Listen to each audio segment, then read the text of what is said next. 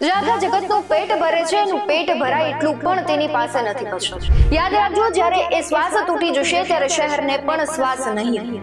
આજ પછી આ બધા જ નેતાઓને કહેવું છે કે જો તમે 1% પણ તમને શરમ હોય તો પોતાની જાતને ખેડૂત ન કહેતા. તમારા સુવાળા નાકને તકલીફ થતી હોય, તમારા પગ બગડી જતા હોય તો તમારી પાસે આશા પણ શું રાખી શકે આખર? આ નફટ નેતાઓ તો ઠીક, પણ આજે સહકારી ક્ષેત્ર સાથે જોડાયેલા અને સામાજિક સંસ્થાઓને પણ મારો સવાલ છે, આપણે આજે આગળ આવીને આપણા ભાઈઓને મદદ નહીં કરીએ તો ક્યારે કરીએ? નોકરી ધંધો કરતા હોય એને એક આશા હોય કે મહિને ખાવા જેટલું તો કમાઈ લેશું, ભૂખ્યા તો નહીં જ રહીએ. પણ આપણા બધાનું પેટ ભરનારો જગતનો તાત એટલે કે ખેડૂત, એને તો આવી આશા પણ નથી. મહા મહેનતે ઉગાડેલો પાક તૈયાર થાય અને પછી કુદરત રૂઠે તો આખી મહેનત ડૂબાઈ જાય. જે આખા જગતનું પેટ ભરે છે એનું પેટ ભરાય એટલું પણ તેની પાસે નથી બચતું. આનાથી મોટી આ જગતની કરુણતા શું હોઈ શકે? અને સવાલ એ થાય છે કે ઈશ્વર તારા બનાવેલા માનવીઓ જે માત્ર સ્વાર્થના જ સગા છે, તેને બિચારા ખેડૂત પર દયા નથી આવતી, પણ તું કેમ ન દયાળુ બને? તું કેમ તારા પુત્રોથી રૂઠ્યો? નમસ્કાર, BS9 TV ન્યૂઝમાં આપની સાથે હું ભગવતી વિશાવડિયા. ખેડૂતનું દુઃખ સમાચાર નથી મિત્રો, ખેડૂતો તો જમીનનું શ્વાસ છે. યાદ રાખજો, જ્યારે એ શ્વાસ તૂટી જશે ત્યારે શહેરને પણ શ્વાસ નહીં. તમે, હું, કોઈ નેતા અથવા તેનો પરિવાર કોના આધારે જીવીએ છે? તો જવાબ સ્વાભાવિક છે કે ખેડૂત. ખેડૂત છે તું, આપણે છે. સૌ કોઈ જાણે છે, તેમ છતાં આપણે તેના માટે કોઈ સંવેદના છે તે નથી રહેતી. આપણે બધી જ સંવેદનાઓ ભૂલી જઈએ છે અને આ સંવેદનાઓ કેમ ભૂલાઈ જાય છે તે નથી સમજાતું. આજે જ્યારે ખેડૂત મહા મુશ્કેલીમાં મુકાયો છે ત્યારે આપણી જવાબદારી આવે છે કે આપણે તેને બેઠો કરીએ, એના જીવતરમાં પડેલા દુઃખનો હિસ્સો બની અને ફરી જીવનમાં એક નવી આશાના રંગ પૂરીએ. કેમ આપણે પણ આટલા સ્વાર્થી બની ગયા? આપણી સ્વાર્થી વૃત્તિની પરાકાષ્ઠાની કોઈ સીમા નથી રહી. ખેડૂતના નામે ચરી ખાનારા આજે કેમ ચૂપ થઈ ગયા છે તે સૌથી મોટો સવાલ છે. અને ખેડૂતના નામે પોતાનું જે નામ છે ખૂબ મોટું કરનારાઓ આજે સહાયના નામે શૂન્યતા આપી રહ્યા છે અને દુઃખના દરિયામાં તેને તારવાનો પ્રયત્ન પણ નથી કરી રહ્યા. અને સૌથી મહત્વનો સવાલ તો એ થઈ જાય કે બની બેઠેલા ખેડૂત છે તે પોતાના ભાષણોમાં ખૂબ મોટા બણગા ફૂંકે છે કે અમે ખેડૂત છે, અમે ખેતી કરીએ છીએ, અમે તેની વ્યથા સમજીએ છીએ. તો ક્યાં છો ભાઈ તમે? આજે આ પરિસ્થિતિમાં તમે ક્યાં ગાયબ થઈ ગયા છો? ખેડૂતનું દુઃખ શું તમારું દુઃખ નથી? આજે તમે નહીં કહો કે ખેડૂતનું દુઃખ એ અમારું દુઃખ, કે માત્ર તમે સુખ અને સ્વાર્થના જ સાથી છો? ખાલી ભાષણોમાં જ સારું લાગે આ બધું, બાકી સાચે જ્યારે પરિસ્થિતિ ઊભી થાય ત્યારે તમે પણ સંવેદનાહીન થઈ જાઓ છો. તમારી સંવેદના ક્યાં જાય છે? જગતના તાતના દુઃખના સારથી તમે આજે નહીં બનો? જો તમે સાચા ખેડૂતો છો તો તમે આજે પણ તેની સાથે ઉપસો. આજ પછી આ બધા જ નેતાઓને કહેવું છે કે જો તમે 1% પણ તમને શરમ હોય તો પોતાની જાતને ખેડૂત ન કહેતા. ખોટા ખેડૂત હોવાના નાટક માફ કરીને ના કરતા.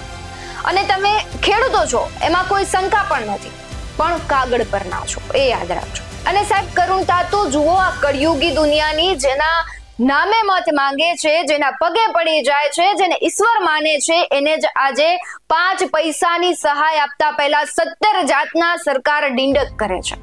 સર્વેના નામે નાટક બંધ કરી દો. આખું જગત જુએ છે કે કેટલું નુકસાન ખેડૂતને થયું છે. હવે પાછા વળો તો સારું છે. અને નફટાઈ તો એ ધોળા કપડા પહેરવા વાળાએ કરી છે.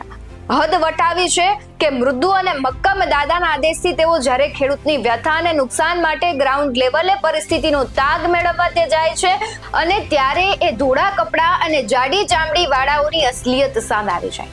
ખેડૂતનું દુઃખ તો શું દૂર કરે, પણ તે ત્યાં કરે છે એવું કે તેમના જે સુવાળા નાક છે અને પગ છે તેમને તકલીફ પડે છે. આખી પરિસ્થિતિ બદલાઈ જાય છે. જે ભાષણોમાં ખેડૂત હોવાના દાવા કરે છે એ જ્યારે ગ્રાઉન્ડ લેવલે જ્યારે ખેડૂતોની વ્યથા સમજવા તેને મોકલે છે ત્યારે તેમના શરીરને તકલીફ થાય છે. શું તમે ખેડૂત?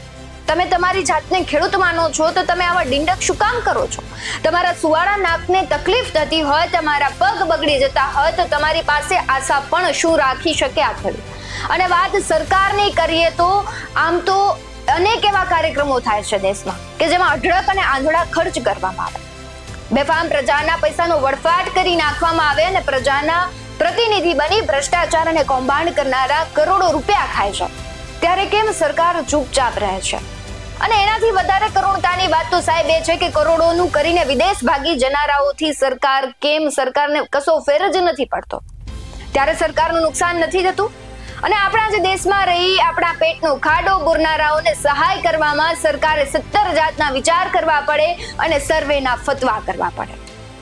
સવાલ ખૂબ ગંભીર છે અને મને ખ્યાલ પણ છે કે આ વ્યથાના જવાબ કોઈ નહીં આપી શકે, કેમ કે જેણે આજે નાટક ચાલુ કર્યા છે એના ખજાને ખોટ નથી, એને ટકે ટક કરવામાં કંઈ ફાફા નથી પડતા, એના દીકરા દીકરીઓના લગ્ન માટે પણ તેને કોઈની લાચારી નથી. આ નફટ નેતાઓ તો ઠીક, પણ આજે સહકારી ક્ષેત્ર સાથે જોડાયેલા અને સામાજિક સંસ્થાઓને પણ મારો સવાલ છે, આપણે આજે આગળ આવીને આપણા ભાઈઓને મદદ નહીં કરીએ તો ક્યારે કરીએ? કારણ કે આપણે જ્યાં છે તેના માટે જવાબદાર એ લોકો છે, તેનો ખૂબ મોટો ફાળો છે. આજે આપણે તેનું ઋણ અદા નહીં કરીએ તો ક્યારે કરીએ? આજે આપણી જવાબદારી આવે છે કે આપણા પેટમાં ખેડૂતનું ઉગાડેલું અન્ન પડ્યું છે, એ અન્નનો આભાર માની આપણે આજે તેની મદદ કરવાનું કર્તવ્ય કરીએ. આજે એક સાથે મળી સર્વે લોકોએ ખેડૂતોનો આભાર માનતા એક નાનીકડી મદદના ભાગના રૂપે આપણે આગળ આવી તેના દુઃખના સાથી બનવું અને તેને દુઃખના દરિયામાંથી ઉગારવું આપણું કર્તવ્ય છે.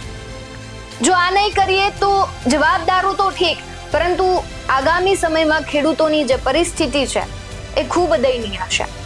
અને જો આવું નહીં કરીએ અને જાડી ચામડીના જવાબદારોને આપણે નહીં શરમાવીએ તો તેની જવાબદારીનું ભાન અને તેને ખરેખર જે કામ માટે બેસાડ્યા છે તેનું ભાન તેને ક્યારે કરાવશું? તેને આજે શરમ આવવી જોઈએ કે જો સહકારી ક્ષેત્રે કે સમાજ લેવલે કે સામાજિક સંસ્થાઓ અને સામાન્ય પરિવારો જો આજે ખેડૂતને મદદ કરશે તો તેઓને પણ તેને શરમ આવશે કે આપણે જે કામ કરવાનું હતું એ આપણે નથી કર્યું, એટલા માટે આ લોકોને આગળ આવવું પડ્યું. અને એક કરુણ સવાલ આજે ઈશ્વરને પણ છે, કેમ કે ચોધાર આંસુએ રડતા ખેડૂત પર દયા કદાચ આ ઈશ્વરને પણ નહીં આવી હોય. ઈશ્વર કેમ ન દયાળુ બન્યો તે પણ એક ખૂબ ગંભીર અને કરુણ સવાલ છે, કારણ કે ધરતીપુત્રના આંસુ જો ઈશ્વરને પણ ન દેખાતા હોય તો આજે સવાલ ખેડૂત પણ ઈશ્વરને કરે છે કે આ જમીન પરના જે લોકો છે સ્વાર્થી છે, તેને તો અમારા આંસુ અમારી વ્યથા નથી સમજાતી, પણ ઈશ્વર તને પણ આ વ્યથાઓ ન સમજાણે. ચાલો આજે એક નવી પહેલ કરીએ, આપણે ખેડૂતોને બને એટલી મદદ કરીએ. ખાસ કરીને BS9 TV ન્યૂઝ પરિવાર તરફથી પણ એક નાનકડી મદદ એ છે કે જો ખેડૂત તમારા વિસ્તારમાં તમને નુકસાન થયું છે તો બને એટલા વિડીયો અમારા સુધી પહોંચાડો, જેથી કરીને અમે તમારો અવાજ બનીએ અને સરકાર સુધી એ બુલંદ અવાજ પહોંચે અને જલ્દીથી જ આજે નાટકો આદરવામાં આવ્યા છે પૂરા કરે અને આપણા ખેડૂત ભાઈઓ છે, જગતનો તાત છે, તેને નાનકડી મદદ કરી અને દુઃખના દરિયામાંથી ઉગારીએ. આવા જ વધુ અહેવાલો સાથે ફરી મળતા રહીશું. તમે અમારી YouTube ચેનલને સબસ્ક્રાઇબ કરવાનું, અમને Facebook અને Instagram પર ફોલો કરવાનું ભૂલશો નહીં. બાકી અવનવી અપડેટ્સ મેળવવા માટે આપ જોતા રહો BS9 TV ન્યૂઝ. નમસ્કાર.